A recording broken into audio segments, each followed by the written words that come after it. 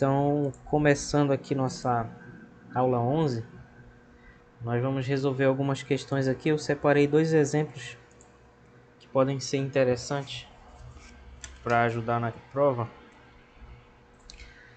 E esses dois exemplos aqui iniciais seriam do capítulo 1, tá?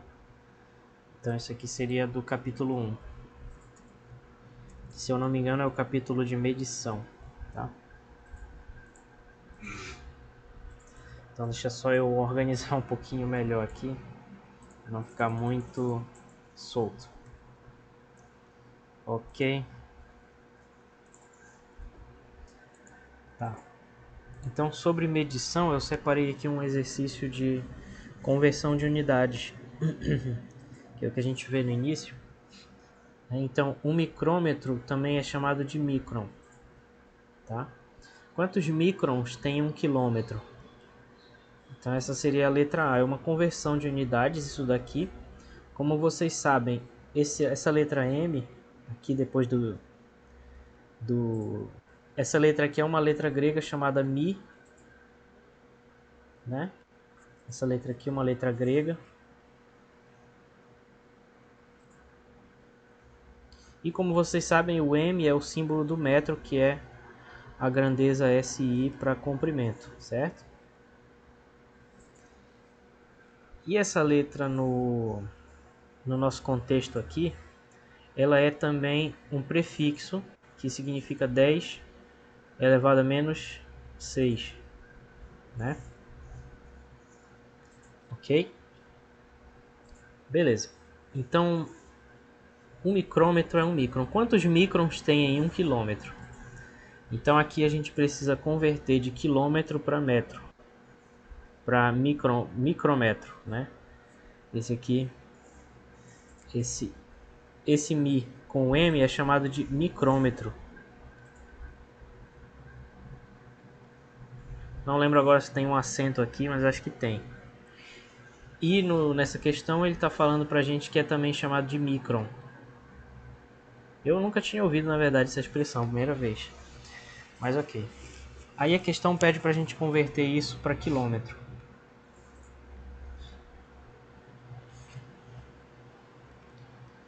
Então como é que faz?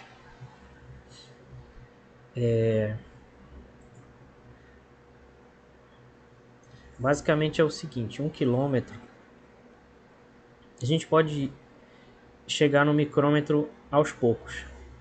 Então 1 quilômetro ele é a mesma coisa que 1000 metros, ou 10 elevado ao cubo metros, né? E nós sabemos também que um micrômetro, devido a essa questão dele ser 10 a menos 6, um micrômetro é 10 a menos 6 metros. Então olha só que coisa, se a gente passa esse 10 elevado a menos 6 dividindo para lá, desse lado aqui vai ficar 1 metro, ok?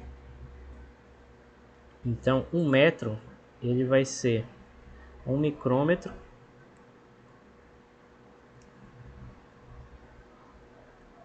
dividido por 10 a menos 6. Só que esse 10 a menos 6 a gente pode escrever como 10 elevado a 6, porque ele está dividindo. Então, quando ele subir, ele troca de sinal no expoente. Fica 10 elevado a 6 micrômetros. Tá? Então, a gente pode juntar essas duas informações aqui. Essa informação daqui com essa daqui, nós podemos juntar e dizer, então, que 1 quilômetro é igual a 10 elevado ao cubo vezes 1 metro, não é verdade? 10 elevado ao cubo metro é 10 ao cubo vezes 1 metro. Só que nós acabamos de ver que 1 metro é 10 a menos 3, 10 a sexta micrômetros, ou microns, como o problema diz. Então é 10 ao cubo vezes 1 metro, que é 10 a sexta micrômetros. Então, juntando 10 ao cubo com 10 a sexta, dá 10 elevado a 9. E essa é a resposta. Quantos microns tem em 1 quilômetro? A resposta é A, 10 elevado a 9 microns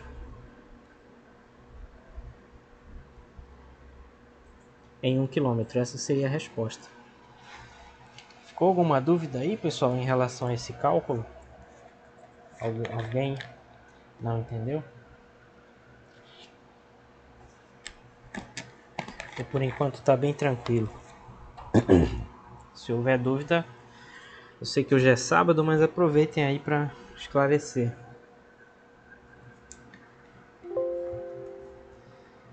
Eu vou deixar também para quem não está aqui. Então vamos ver a letra B. E depois a letra C também. Só preciso me lembrar o que é uma jarda, que eu não sei. Vamos ver a letra B. A letra B, desculpa, pergunta que fração do centímetro é igual a 1 micrômetro. Ou seja, está perguntando para a gente expressar o micrômetro em centímetros. Então, 1 micrômetro, ele é 10 elevado a menos 6 metros. Aqui eu vou resolver essa questão de um jeito diferente. Não sei se vocês vão gostar desse jeito, mas se vocês não gostarem, me digam aí que eu tento explicar de outra forma. 10 a menos 6 eu posso escrever como 10 a menos 4 vezes 10 a menos 2, certo? Isso eu posso fazer, né? A questão é por que fazer isso? Simplesmente porque, como a questão pede para expressar o micrômetro em centímetros, e eu sei que o centímetro é 10 a menos 2, então eu posso fazer essa separação, porque bem aqui apareceu 1 centímetro, que é 10 a menos 2 metros, certo? Deu para entender esse passo? Quem estiver acompanhando, claro.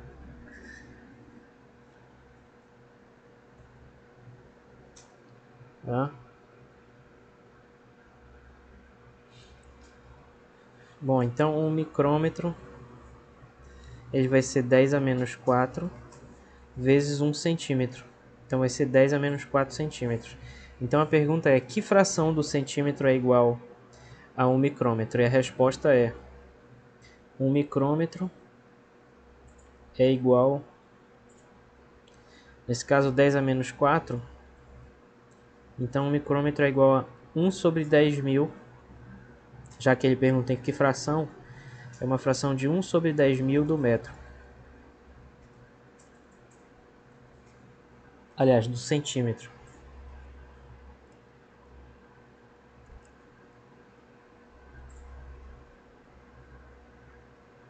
Certo, pessoal? Deu para entender?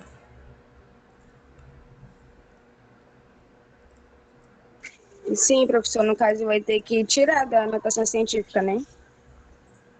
É, a resposta já poderia ser aqui, na verdade. Sim. Estaria correto também. Eu só escrevi como fração porque o problema é escrever fração. Sim, verdade. Você não entendeu, Isabelle? Qual parte? Por favor, se você puder esclarecer.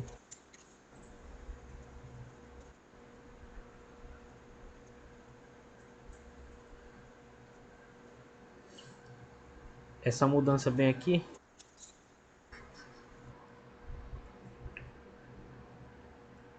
Ah, tá. É porque é tipo assim, a gente quer converter o micrômetro para centímetro. Aí tem várias maneiras de fazer isso. Eu poderia fazer de outra forma, que talvez você ache mais interessante. Se for feito igual essa letra A, você acha que ia ficar melhor de entender? Ou não? Tá confuso A também. Pode ser? Tá, então vamos ver. Por exemplo, aqui a letra A, deixa eu só separar aqui. Já está resolvido, mas vamos resolver de outra forma. Vamos supor, então, um micrômetro ele é 10 a menos 6. Como é que a gente descobre isso? A gente descobre isso usando aquela tabela que eu dei lá na aula 2. Tá? Sei que vocês devem lembrar, mas eu vou mostrar só para caso alguém tenha esquecido. Aqui, ó, essa tabela. Então, nessa tabela aqui, tá aqui, micro é 10 a menos 6. O cent do centímetro é 10 a menos 2. Então basta olhar essa tabela aqui da aula 2, tá? Olhando essa tabela, é que a gente sabe que o micrômetro vai ser 10 a menos 6 do metro, enquanto que o centímetro vai ser 10 a menos 2 do metro. Só que agora a gente quer sair daqui para cá. Então o que a gente tem que fazer é pegar essa segunda relação bem aqui e inverter ela para dizer então que um metro ele vai ser 10 elevado a 2 do centímetro. Como a gente fez na letra A. Passa o 10 elevado a menos 2 dividindo e ele sobe com expoente positivo. Então isso aqui na verdade é a mesma coisa que dizer que um metro é 100 centímetros. Que é uma coisa que a gente sabe de usar régua, né? Fita métrica, essas coisas, a gente sabe que o metro é 100 centímetros. Eu só escrevi como potência de 10, mas é a mesma coisa. Então agora a gente pode substituir esse metro aqui no micrômetro. E aí vai resultar que o micrômetro vai ser 10 a menos 6 vezes o metro, que é 10 ao quadrado centímetro. Então, juntando as potências de 10, fica 10 elevado a menos 6 da primeira, mais 2 da segunda, centímetros. Então, fica 10 a menos 4 centímetros, que é o mesmo resultado da letra A. Certo? Então, eu poderia ter feito desse jeito, como fiz a letra A também. Só que eu fiz desse outro jeito aqui, só para mostrar para vocês que tem outro caminho. Que às vezes pode ser mais rápido, né? Porque se eu já sei que o centímetro é 10 a menos 2 metros e o micrômetro é 10 a menos 6, então eu posso separar esse 10 a menos 6 em duas potências de 10 aqui. Por quê? Porque menos 4 menos 2 lá nos expoentes vai dar menos 6. Então eu posso fazer essa separação. E aí quando aparece 10 a menos 2 metros, eu reconheço isso como sendo um centímetro. Então seria mais ou menos isso. Não sei se deu para entender melhor agora.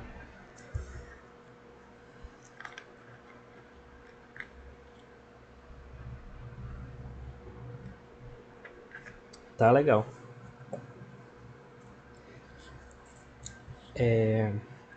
Então vamos ver a letra C agora.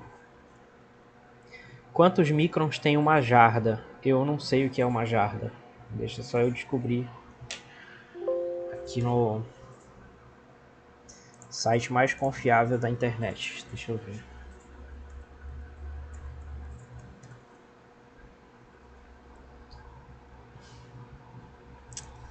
Pô, essas unidades de americano são chatas.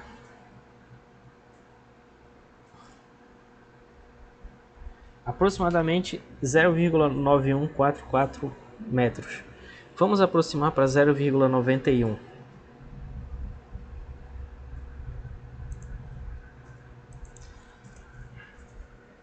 Então vamos dizer que uma jarda ela é aproximadamente 0,91 metros.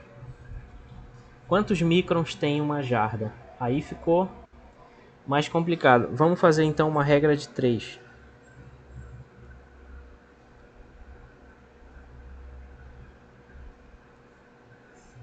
Tá? Vamos fazer uma regra de 3.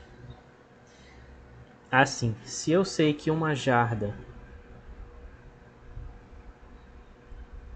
Não precisa de regra de nada. Desculpa aí, pessoal, se eu estou confundindo vocês, mas é que eu acabei de ver que tem um jeito bem mais fácil. Vamos fazer o seguinte. Nós sabemos que 1 metro ele é igual a 10... Perdão.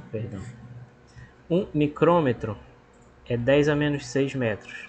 Por que eu estou escrevendo micrômetro? Porque o problema pergunta quantos microns tem. Então eu tenho que lembrar o que é o micron, que é o micrômetro, né? E invertendo essa relação, a gente pode dizer que 1 metro é igual a 10 elevado a 6 micrômetros. Igual a gente fez aqui na letra B, só que com o centímetro, certo? Podemos fazer isso. Muito bem. Agora é só substituir.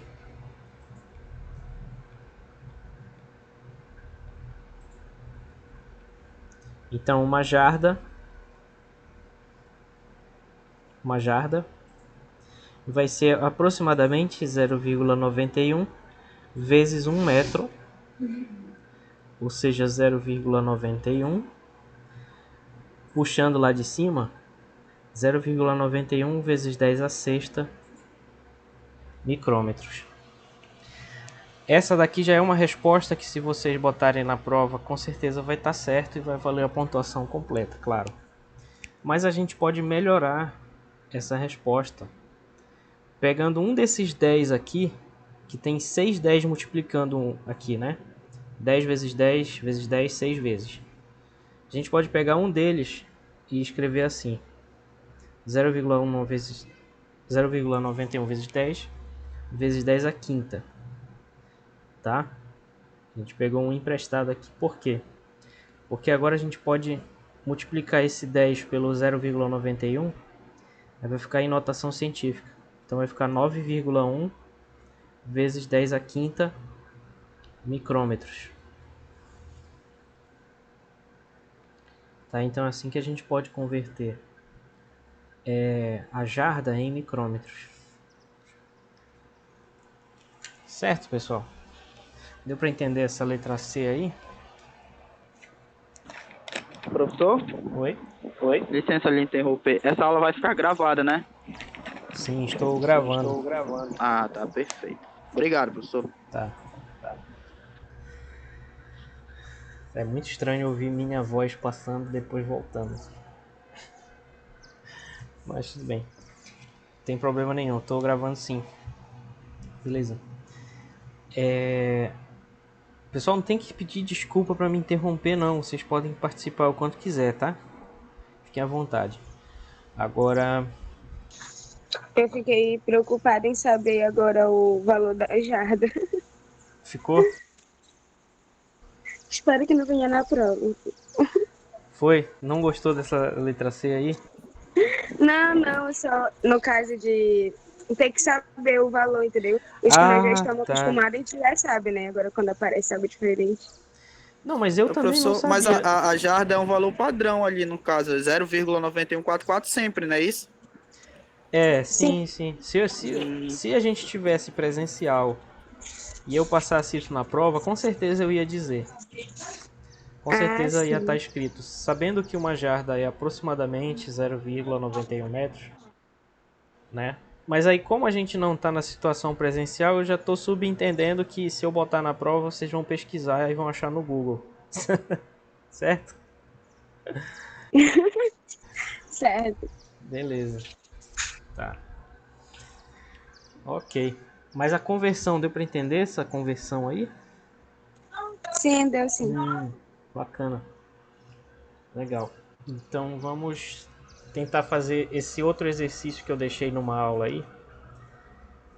Que é o seguinte: segundo a cosmologia, né, a idade do universo é aproximadamente 14 bilhões de anos. Expresse esse tempo em unidades SI usando a notação científica. Então, qual é a unidade SI nesse caso, né? Como é o tempo, essa unidade é o segundo, que é uma unidade de tempo, certo? Então a gente tem que converter 14 bilhões de anos em segundos. Vamos lá. 14 bilhões de anos.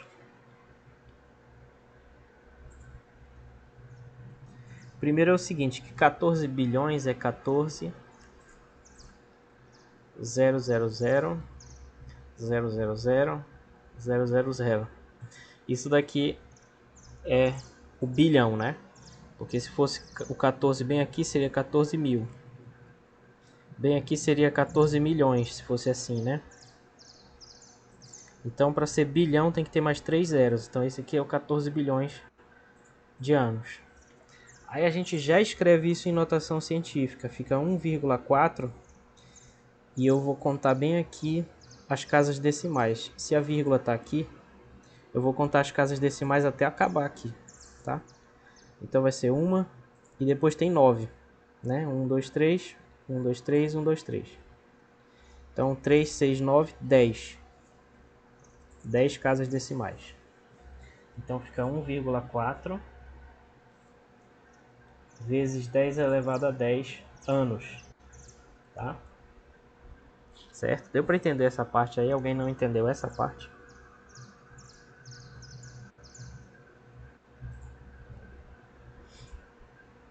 Ok. Agora a gente tem que descobrir quantos segundos tem em um ano. Então vamos devagar. Primeiro vamos observar que um ano, vamos aproximar para 365, mesmo sabendo que isso não é exato, porque é só um exercício, é só uma aproximação, então não precisa ser tão perfeito. 365 dias, tá? E a gente sabe que um dia ele tem 24 horas, uma hora tem 60 minutos e um minuto tem 60 segundos. Então a gente tem que juntar isso tudo. Juntando isso com isso, a gente vê que uma hora é 60 minutos, que é igual então a 60 vezes 60 segundos, que é 3.600 segundos. Ou seja, uma hora tem 3.600 segundos. Então 24 horas, não sei se está ficando confuso isso para vocês, mas 24 horas vai ser então 24 vezes uma hora, certo? Só que uma hora é 3.600 segundos, então isso vai ser 24 vezes 3.600, que vai ser, fazer na calculadora,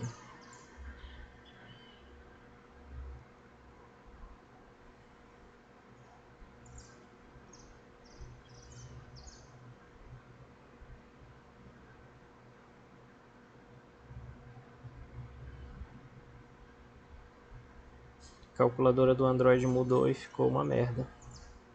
24 vezes... Acho que dá 86 mil, professor, e 400. Isso, exatamente. 86.400 segundos. Então isso é um dia, tá? Agora, um ano vai ser 365 vezes isso. Então, a gente já está chegando na resposta.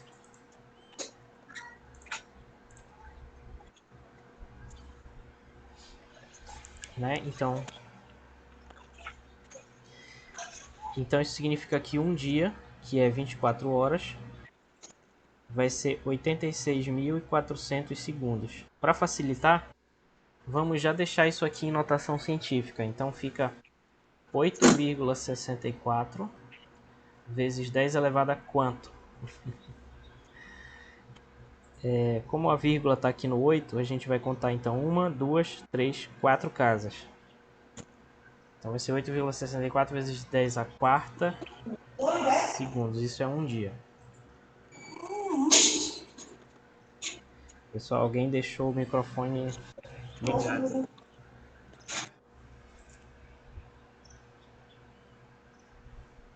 Mas se quiser falar, pode falar, fica à vontade, tá? Ok. E um ano é 365 dias.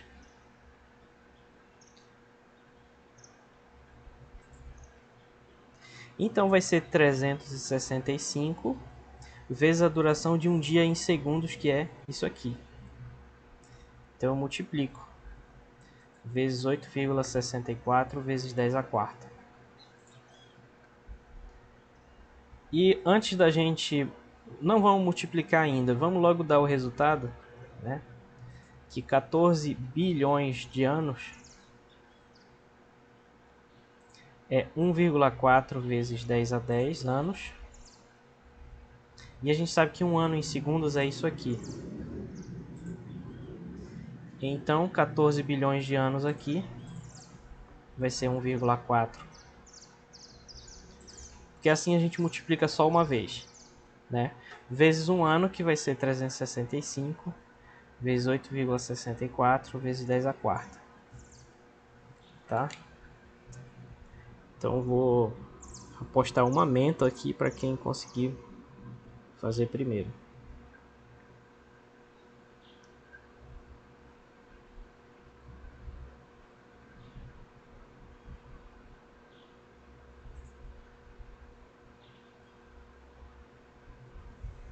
Tá.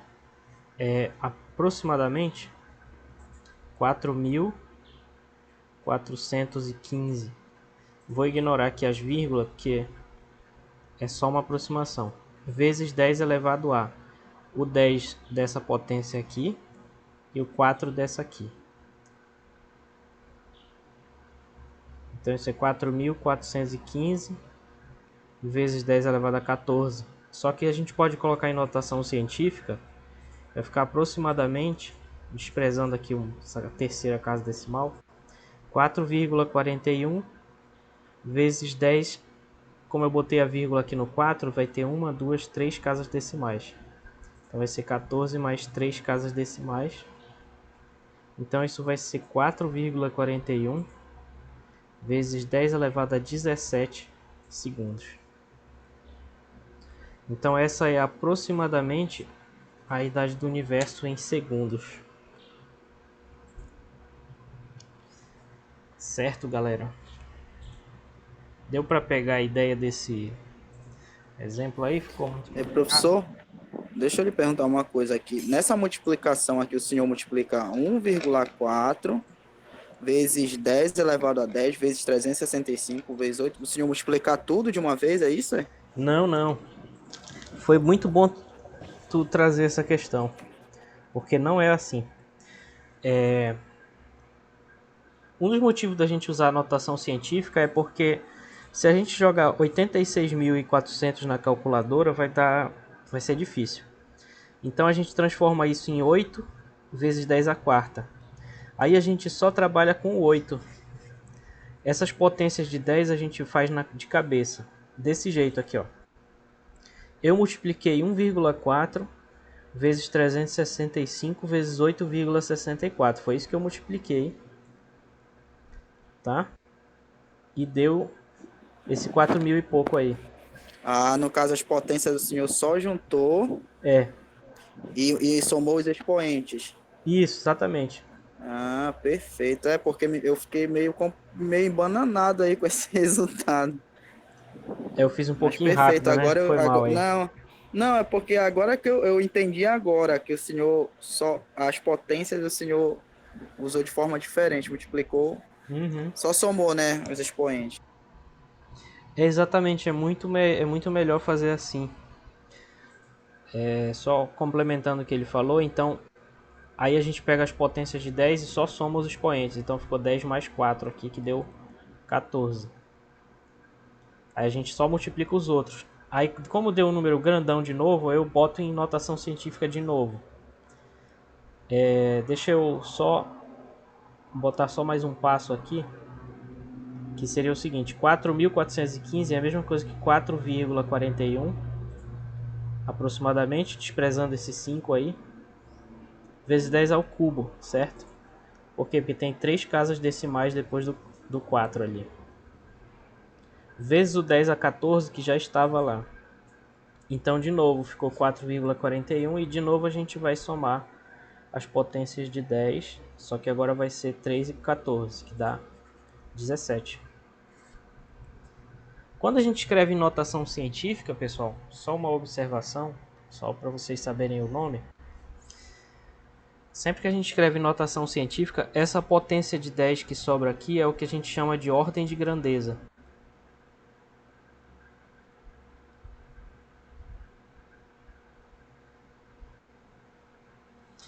Então, bem aqui vocês percebem, por exemplo, ó, que 1 hora é 3,6 vezes 10 ao cubo segundos. Isso significa que a ordem de grandeza da hora, em medida em segundos, é 10 ao cubo, enquanto que o ano é 10 a 17. Então, como tem essa diferença de potência de 10 muito grande, significa que um ano comparado com a idade do universo é um troco, certo? Não é nada. Porque a ordem de grandeza, ou seja, a potência de 10 aqui da idade do universo, é muito grande comparado... Eu falei ano, né? Mas eu quis dizer hora.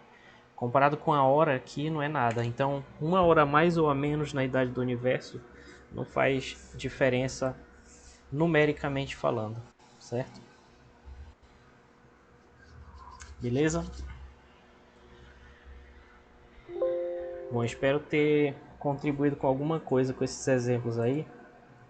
Vamos ver exemplos do capítulo 2 agora, que eu não sei o nome.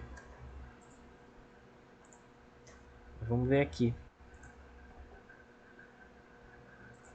Movimento retilíneo. Vamos ver alguns problemas. Movimento retilíneo.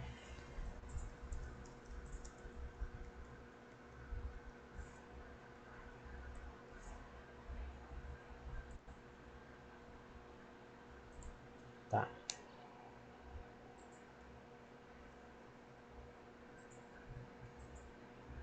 Essa questão aqui é interessante da gente calcular. Essa questão 4. Apesar dela ser muito simples, entre aspas, né? Ela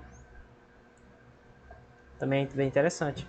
Eu não vou botar questões de cálculo, né? Porque vocês me disseram que não fizeram ainda cálculo 1. E se eu for ensinar cálculo 1, primeiro que eu vou estar tomando o tempo que a gente podia estar estudando o nosso conteúdo, e também isso vai ser inadequado para vocês, né? Vai ser meio atropelado. Então vamos ver como exemplo do capítulo 2, aqui, movimento retilíneo. Essa questão 4.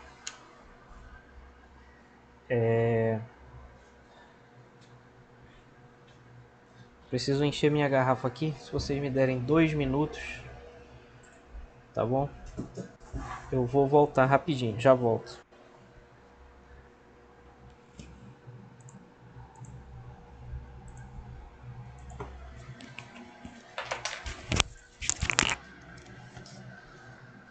Vai tomar banho?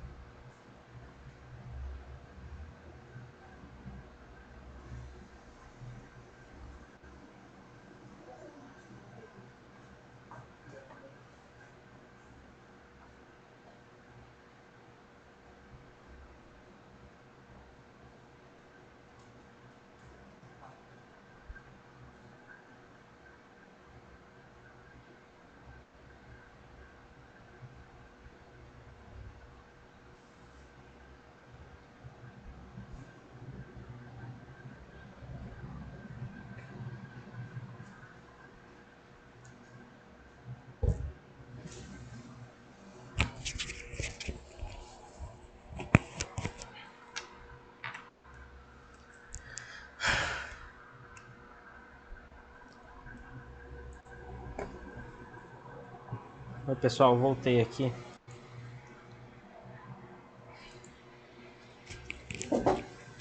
Vamos ver então esse exemplo do capítulo 2, tá? Lembrando que são 4 capítulos. apenas o conteúdo da nossa prova, né? Porque eu tive alguns problemas e acabei atrasando o conteúdo. Peço desculpas aí para vocês por isso, mas ok. Agora, sobre movimento retilíneo, que na verdade é um movimento em uma dimensão. Um carro sobe uma ladeira a uma velocidade constante de 40 km por hora e desce a ladeira a uma velocidade constante de 60. Calcule a velocidade escalar média durante a viagem de ida e volta. Então, a nossa primeira ideia, se a gente nunca tivesse estudado física na vida, como é que a gente resolveria essa questão? A gente ia pegar 40 mais 60 e dividir por 2, né? Tenho certeza que essa seria a primeira ideia que a gente ia ter.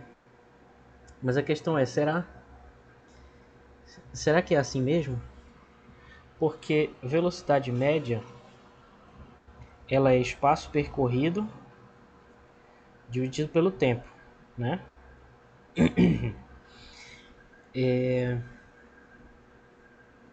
Então a gente, na verdade, tem que pensar mais um pouquinho aí.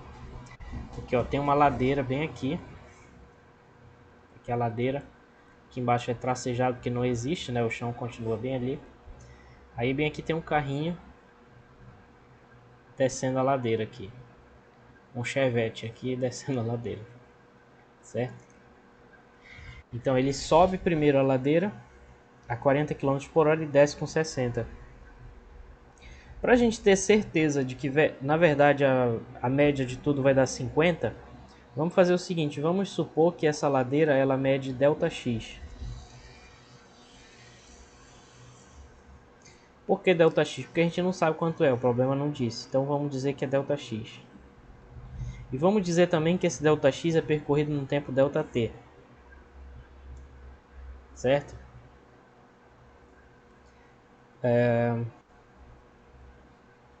Vamos chamar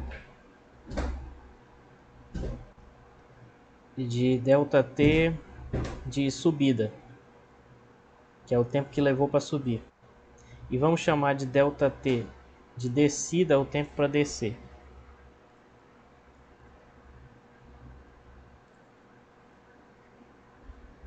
Por que o ΔX não muda? Porque o ΔX é o tamanho da ladeira. E a ladeira não vai mudar se o carro estiver subindo ou descendo, né? Então ΔTS vai ser o tempo para subir. E ΔT D vai ser o tempo para descer.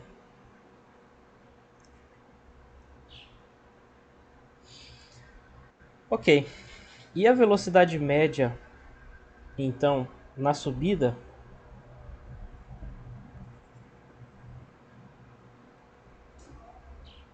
Olha o que vai acontecer na subida. Na subida, a velocidade, vamos chamar tudo que tiver S, quer dizer subida. Então a velocidade de subida vai ser o ΔX, que não muda porque é o tamanho da ladeira, não muda, dividido pelo tempo de subida, né? Só que o problema diz que a velocidade com que ele sobe é 40. Então vamos, como só tem km por hora, não precisa de converter nada, vamos usar em km por hora mesmo. Então 40 vai ser ΔX dividido pelo tempo de subida. Ok? Vamos então isolar esse tempo de subida aqui. Por quê, professor? Porque dá certo. Porque esse problema ele é clássico e é assim que resolve. Então vamos isolar o ΔTS aqui, passando ele multiplicando. Olha só o que eu estou fazendo. O ΔTS vai multiplicar e o 40 vai passar dividindo.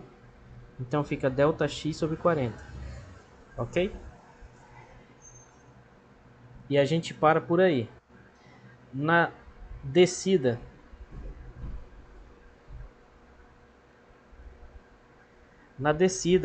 a velocidade de descida ela vai ser o mesmo espaço percorrido na subida, só que ao contrário, dividido pela velocidade com que o carro desceu, que foi... Desculpa, eu falei besteira. Dividido pelo tempo de descida, que é o ΔTD.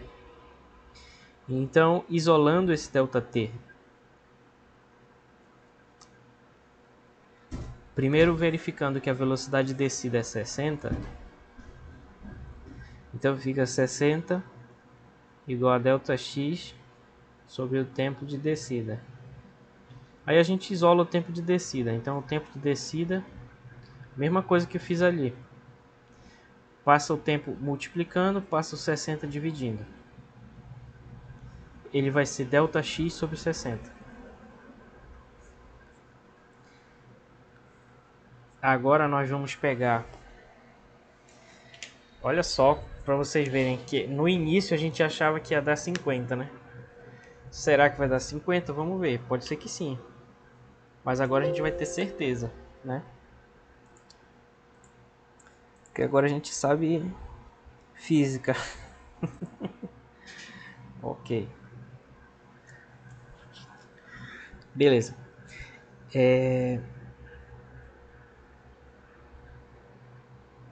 Ok. Vamos calcular então a velocidade média do percurso inteiro.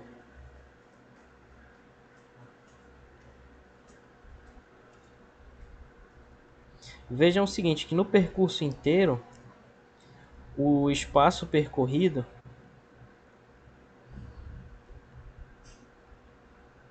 ele vai ser esse ΔX, que é o tamanho da ladeira, da subida, mais o da descida, né? Esse vai ser o espaço percorrido. Ele vai subir ΔX, depois vai descer ΔX. Então, na verdade, o espaço percorrido vai ser 2ΔX. Tá? Veja que isso é espaço percorrido, não é deslocamento. O deslocamento foi zero, porque ele saiu de um lugar, subiu, depois desceu e voltou para o mesmo lugar. Mas não é o que interessa aqui, porque aqui é velocidade escalar média. Tá? Então, precisa vocês verem a aula 2 lá. Ok. O tempo total ele vai ser o tempo de subida mais o tempo de descida, certo? Foi por isso que a gente expressou eles aqui em função do ΔX. Apesar da gente não saber o tamanho da ladeira, isso não vai influenciar. Ok. Agora, sabendo isso, calculamos a velocidade média.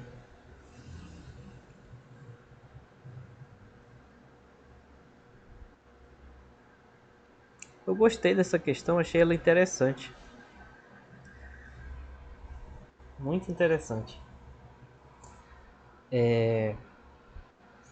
Então, como é que é a velocidade média? É o espaço percorrido. Eu vou continuar chamando de... Eu vou chamar de ΔS para não confundir com o ΔX lá, beleza? Sobre ΔT.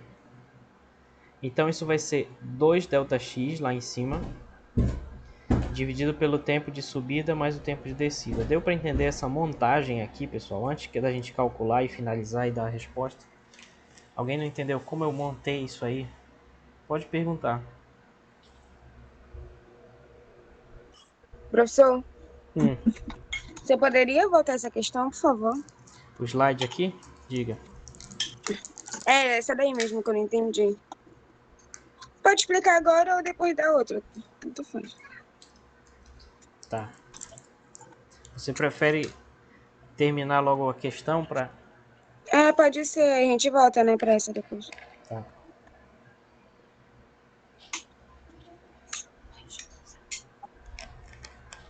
Então, só bebendo água, desculpa aí. Bom, beleza.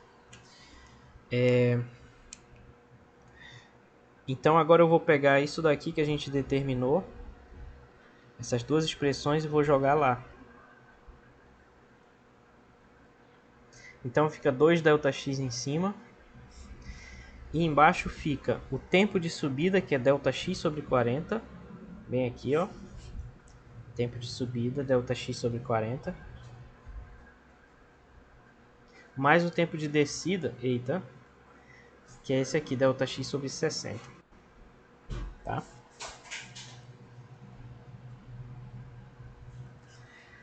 E aí, vocês já perceberam que esse ΔX vai cortar, né? Mas vamos fazer isso devagar para a gente fazer certo. Então em cima é 2 ΔX e embaixo vamos botar o ΔX em evidência. E vai ficar 1 sobre 40 mais 1 sobre 60. E aí vai cancelar aqui, né? Divide o ΔX por ΔX dá 1. E aí vai ficar 2 lá em cima dividido. Embaixo vai ficar 1 sobre 40 mais 1 sobre 60, que a gente pode tirar um MMC. Aí. E vai dar 240, eu acho. Tá?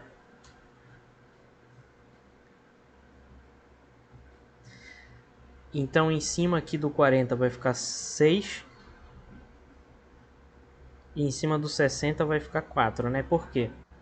Porque 240 dividido por 40 dá 6. 6 vezes 1, 6 aqui.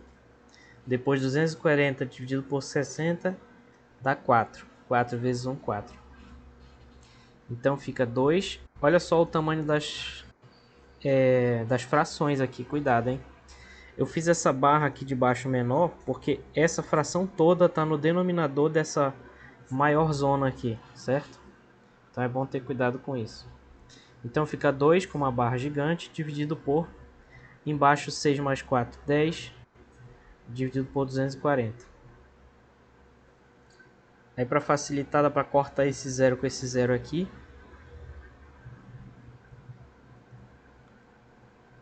E então vai ficar 2 dividido por 1 sobre 24. Que a gente pode passar esse 24 multiplicando, então fica 2 vezes 24, que dá 48 km por hora.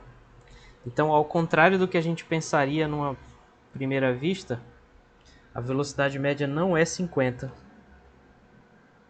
mas sim 48 km por hora. Certo? Interessante, né? Muito interessante. Bom, então como você pediu aí, vamos tentar entender de novo essa questão. O carro ele sobe e desce a ladeira, mas ele sobe mais lento do que ele desce, porque quando ele desce a gravidade está ajudando. Então ele sobe com 40 e desce com 60 km por hora. Calcule a velocidade escalar média durante a viagem de ida e volta. Durante toda a viagem, né, o espaço percorrido ele vai ser 2 vezes o tamanho dessa ladeira, porque ele vai percorrer uma vez para ir e outra para voltar. E o tempo vai ser igual ao tempo que ele levou para subir, mais o tempo que ele levou para descer. Como a gente não sabe qual é o tamanho da ladeira, a gente dá um nome para ele, para a gente conseguir manipular essa quantidade. A gente chamou de ΔX. ΔX é o tamanho da ladeira. Tamanho não, né? Seria o comprimento da ladeira.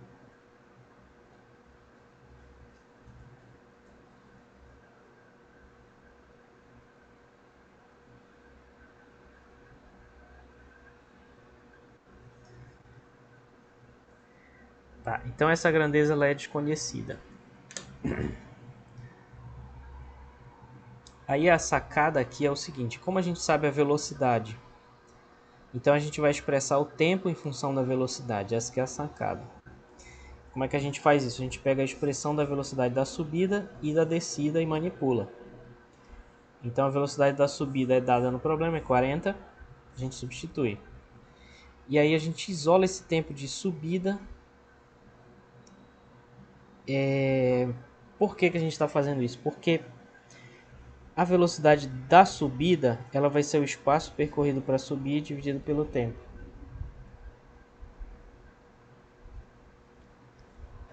Que levou para subir.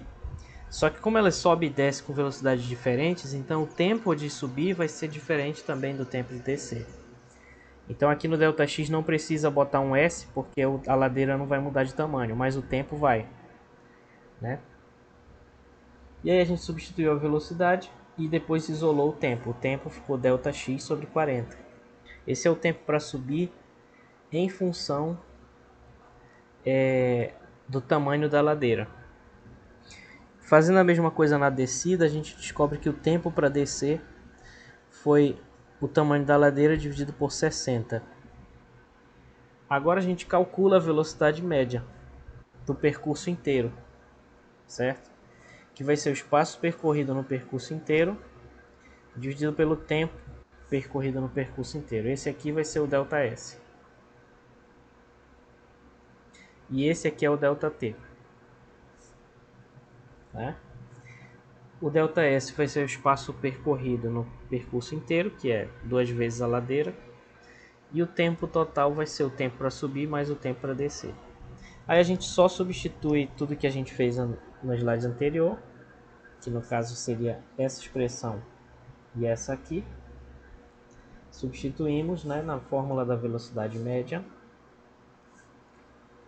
E ao substituir então esse ΔTS por ΔX sobre 40, o ΔT de descida por ΔX sobre 60, a gente percebe que na verdade isso não depende do ΔX que ele vai cortar. Então esse ΔX é uma grandeza que a gente não sabe quanto é, mas que não influencia no cálculo. Foi isso que permitiu a gente resolver o problema. Porque ele cancela e aí dá essa soma essa divisão, né, de frações que ao simplificar dá 48.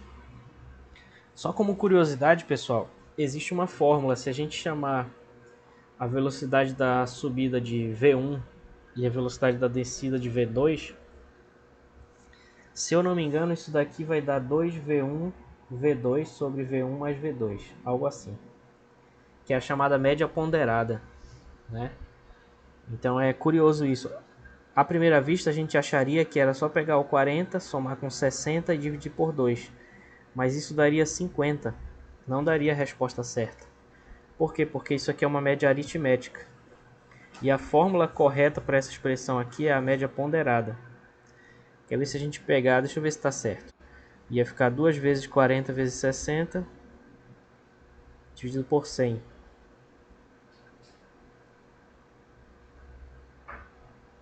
É, tá certo. Ia dar 48 mesmo. Tá? Enfim, curiosidade isso aqui apenas. E a resposta é 48. Beleza, pessoal? Interessante essa questão, gostei dessa questão.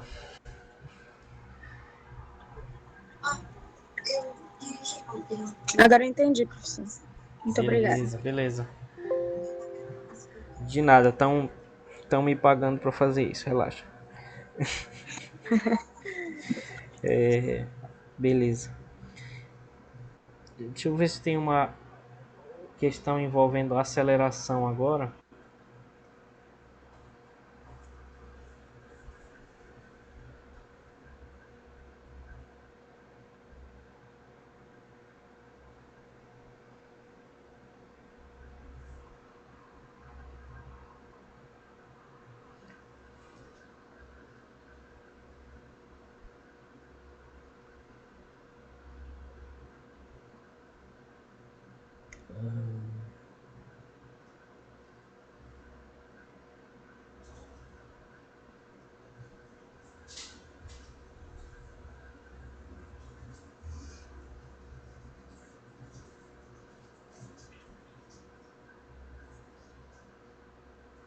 Essa 33 eu já fiz uma parecida com vocês, tá?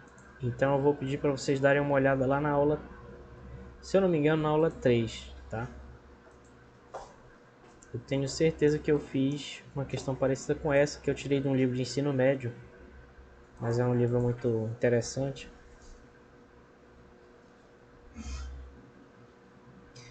Essa questão aqui é muito parecida, tá? Então deem uma olhada nesse exercício aqui da aula 3, beleza? Lá no slide 12 da aula 3. Que aí utiliza essa equação de Torricelli aqui, que é bem interessante. Então, parecido, vou deixar para vocês a sugestão.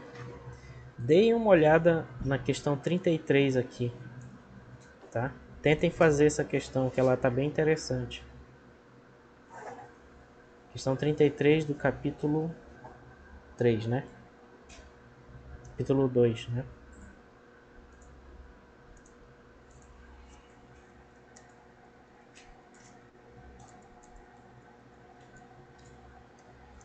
Tá, então eu vou deixar essa dica para vocês, porque eu já fiz bem parecida. Aí seria legal vocês tentarem fazer essa questão que é parecida.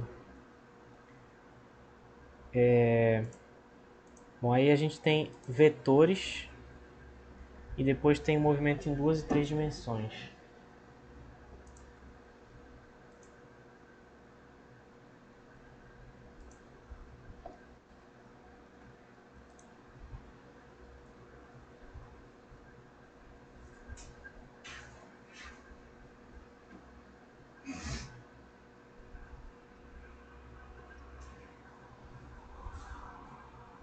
Deixa eu só ver o que eu passei para vocês na lista para a gente fazer uma coisa parecida. Tá.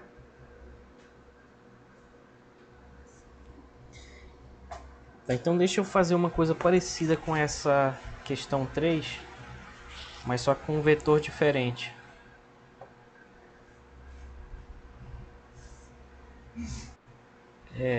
Tá. Beleza.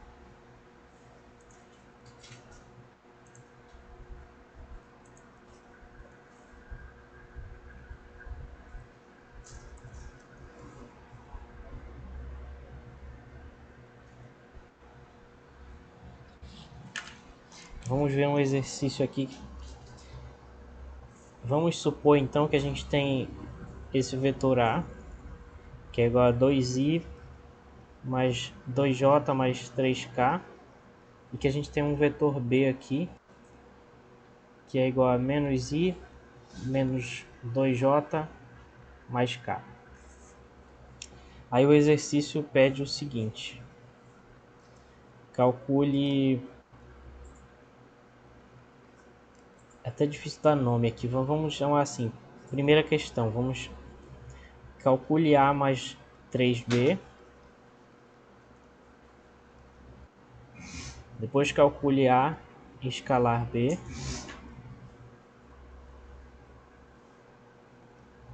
E calcule o produto vetorial de A com B. Tá? Então vamos fazer essas três, que aí já vai exemplificar muita coisa do que nós precisamos saber aqui para os vetores, que é bem parecido com a questão da lista. Ok? Pode ser? Então vamos ver a solução da primeira aqui. A mais 3B. Tem duas operações aqui, ó. Tem essa soma e tem bem aqui uma multiplicação por um número. O número e escalar é a mesma coisa. Então, multiplicação por número é multiplicação por escalar. Então, tem essas duas operações, soma de vetores e multiplicação por escalar. Então, o que a gente vai fazer?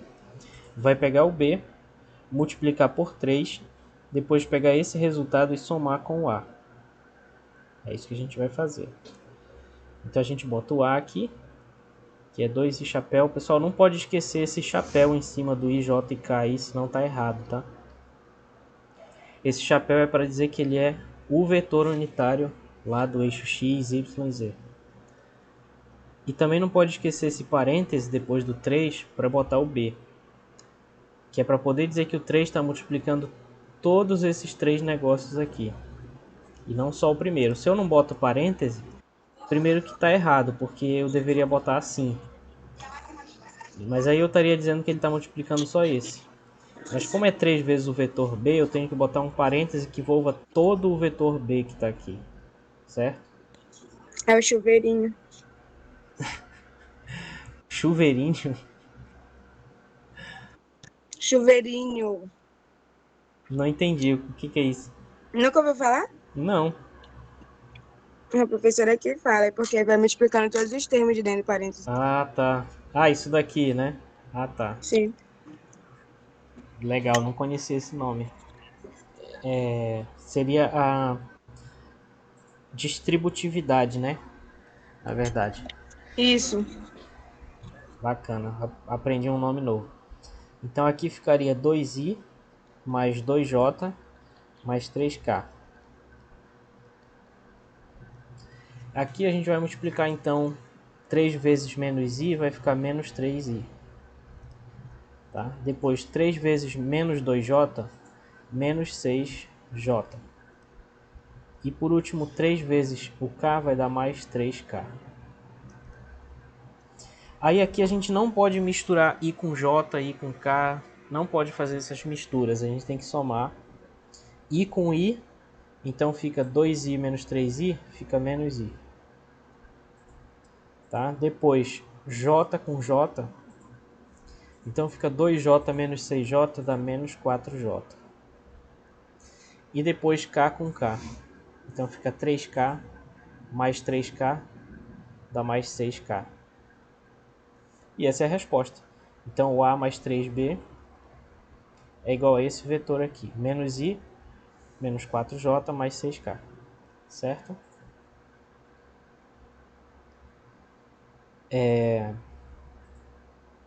A questão 2, que é o produto escalar dos dois, a gente faz assim, ó. Bota aqui o a e o b, 2i mais 2j mais 3k. Produto escalar é uma bolinha cheia assim, não pode deixar só um encostando no outro, que isso já quer dizer outra coisa, né? Isso daqui é uma coisa lá da matemática, um outro produto.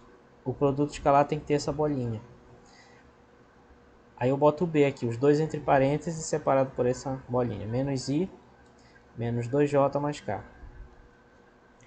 Aí, o produto escalar,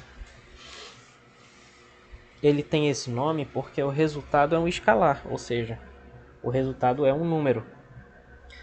Então, nesse cálculo, os vetores eles vão desaparecer. O resultado vai dar um número. E como é que a gente faz isso? A gente pega a componente x de um vetor, ou seja, o que é a componente x? É o que está multiplicando o i chapéu. Tá? No primeiro vetor é 2, aqui. E no segundo vetor é menos 1, porque só tem o sinal de menos aqui, então o número que multiplica o i é menos 1. Se fosse mais i, o número seria mais 1. Tá? Então fica o produto desses dois números. É assim que a gente calcula o produto escalar de acordo com a regra que a gente viu na aula. Depois a gente soma, esse mais é da fórmula mesmo. A componente y do primeiro vetor com a componente y do segundo. Então fica 2 vezes menos 2. Depois o mais da fórmula de novo. E a componente z do primeiro vetor com a componente z do segundo. Então fica 3 vezes o 1 que está multiplicando o k-chapéu lá. Tá? Então aqui a gente simplifica essa expressão numérica, fica menos 2, menos 4, mais 3. Que dá menos 6 mais 3, que é menos 3. Então a resposta é a escalar b igual a menos 3. Simplesmente. Essa é a resposta. Deu para entender esses dois exemplos aí, pessoal, de como soma, multiplica por escalar e calcula produto escalar?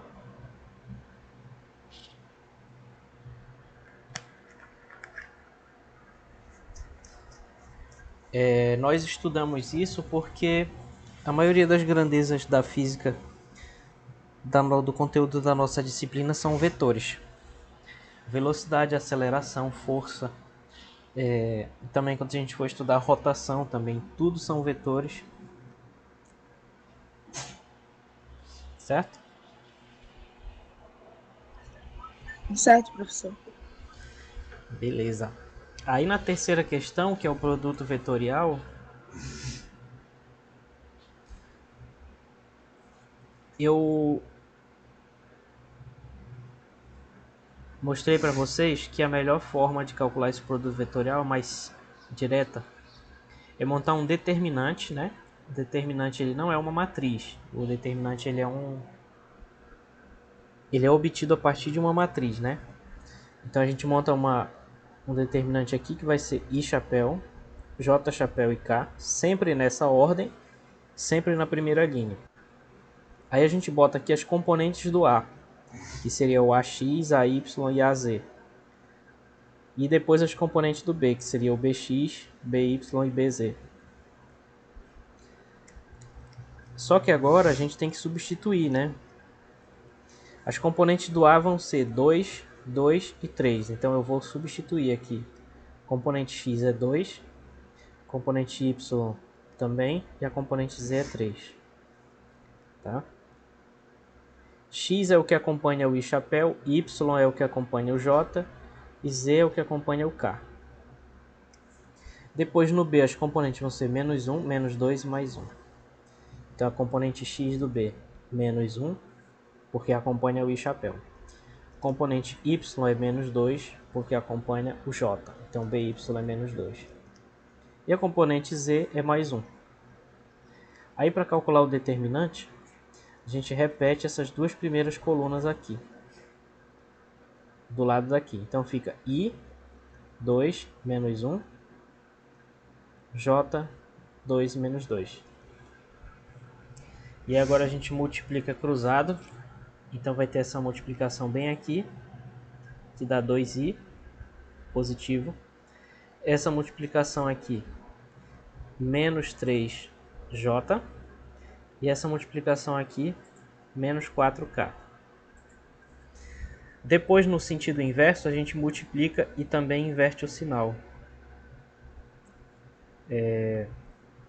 Então, vai ficar, por exemplo, aqui seria 2j, mas a gente vai ter que inverter. Então, bota um menos gigante aqui na frente. E aqui vai ser 2j. Depois, menos 2 vezes 3, menos 6i.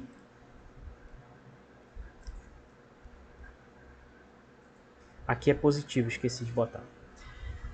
E aí, menos 1 vezes 2 vezes k, menos 2k. Esse menos aqui é da fórmula do determinante, porque a gente está no sentido invertido aqui. Esse vai ser, então, o produto vetorial. A gente só precisa agora simplificar isso. Então, primeiro, sumindo com esse menos aqui, a gente tem que inverter o sinal de tudo que está aqui dentro. Então, vai ficar 2k mais 6i menos 2j. E eu repito esse resto. Então, é mais 2i menos 3j menos 4k. E aí virou uma questão de soma de vetores. Então, a gente só tem que juntar i com i, j com j e k com k. Então, juntando i com i, fica 6i mais 2i, 8i, chapéu sempre. Menos 2j menos 3j dá menos 5j chapéu. E depois aqui o 2k com menos 4k, menos 2k chapéu. Então, isso ilustra o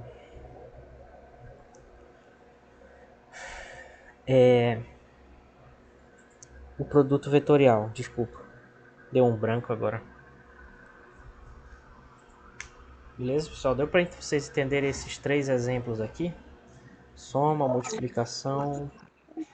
Professor, Oi. só para fixar, aí nessa grade das determinantes, Uhum. eu primeiro multiplico, aí depois que eu tiver multiplicado todos os termos, eu somo. Isso. Tomando o cuidado, né, de que quando for da esquerda para a direita aqui, a multiplicação fica normal, mas quando for da esquerda para a direita, você tem que botar um menos na frente de tudo. Tudo que vier nesse sentido de lá para cá, assim, da direita para a esquerda. Entendi. Isso é uma regra do determinante, na verdade. A definição de determinante, na verdade. Tá bom, professor. Ok. Eu entendi. Beleza.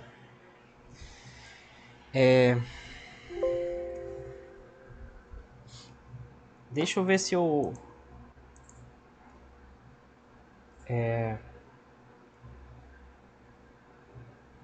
Deixa eu ver se eu faço uma questão parecida com essa questão 5 agora para vocês, só para a gente não ficar sem...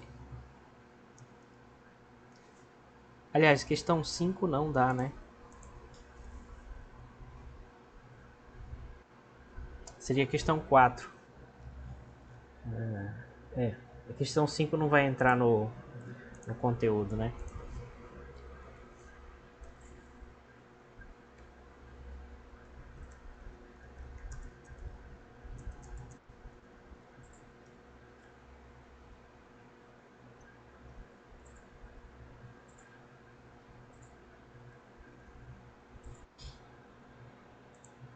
Então vamos ver uma questão aqui do capítulo 4.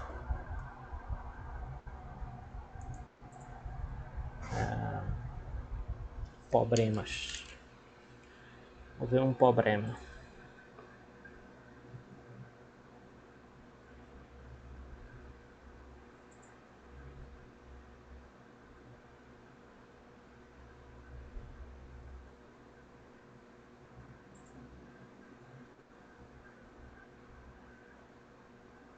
Olha, essa questão 7 está bem interessante. Vamos ver.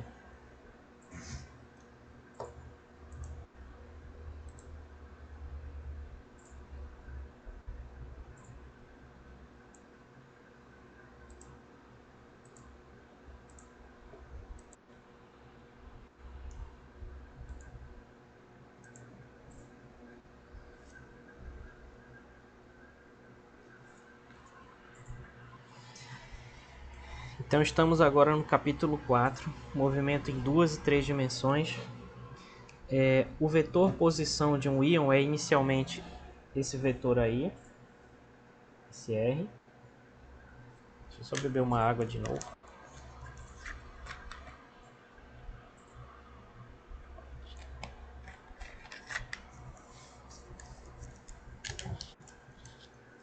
E depois passa a ser R igual a esse outro vetor aqui.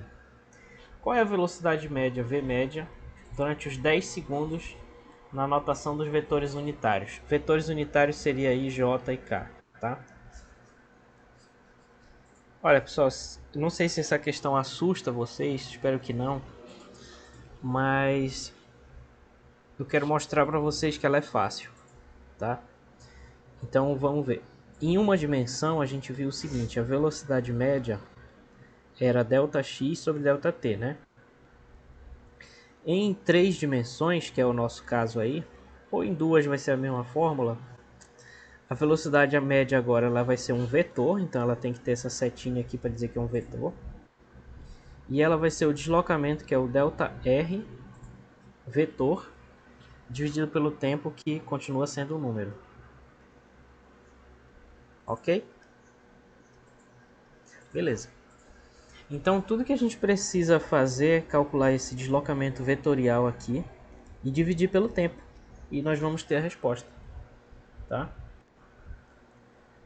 Então esse ΔR nada mais é do que a posição final, que é um vetor, menos a posição inicial. É uma diferença de vetores, tá? E como é que a gente sabe quem é o final e o inicial aí? O problema disso, né? O final é quando é o depois. Depois passa a ser isso aqui. Então essa é a posição final. Então isso vai dar 2i mais 8j mais 2k, menos 2k. Certo? E a posição inicial é essa aqui. 5i menos 6j mais 2k. Então tem o menos daqui, olha só, o menos aqui da fórmula do deslocamento. Entre parênteses a gente vai botar a posição inicial, que vai ser 5i menos 6j. E tem um erro de digitação aqui no livro, aqui devia ser k, com certeza. Tá? Que tem um erro de digitação, com certeza que era k. Beleza? Então mais 2k. Então vamos distribuir esse menos aí. Fica 2i mais 8j menos 2k. Vai inverter o sinal de tudo. Então fica menos 5i mais 6j menos 2k. E recaímos de novo na soma de vetores.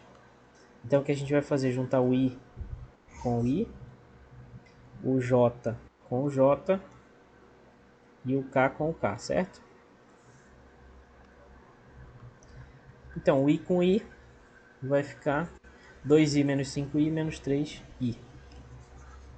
Só fazer aqui embaixo. Menos 3i.